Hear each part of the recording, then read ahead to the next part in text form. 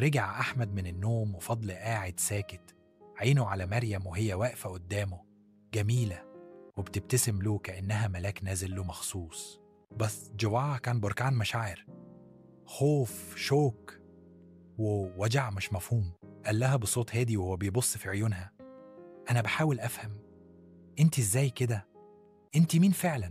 قربت مريم منه ببطء ولمست وشه بإيديها الباردة اللي بدأت تسخن كل ما قرب منها أكتر، وقالت له: أنا واحدة معرفتش تحب غيرك حتى بعد ما الدنيا كلها بعدتني. قلبي لسه هنا مستنيك. أحمد اتنفس ببطء وقال: أنا مش قادر أكدب إحساسي، أنا بحبك يا مريم.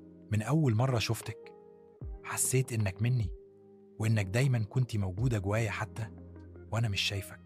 مريم قربت أكتر وحضنته حضن دافي مليان حنين، وقالت له في ودنه: أنا ليا وقت قليل، بس حبي ليك عمره أطول من الزمن نفسه، ولو في يوم هبعد عنك هسيب لك قلبي هنا جواك يكمل العمر مكاني.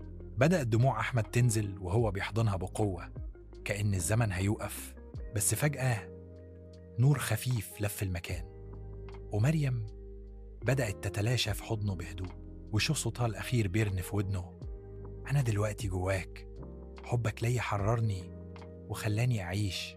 أحمد فضل واقف لوحده، المكان فاضي بس قلبه دافي، حس إنه مش لوحده وإن الحب الحقيقي بيفضل حتى بعد الفراق. خرج أحمد من الأوضة وابتسامة حزينة على وشه، رفع عينه للسما وقال: وعد، هعيش علشانك وهحبك في كل لحظة باقيالي.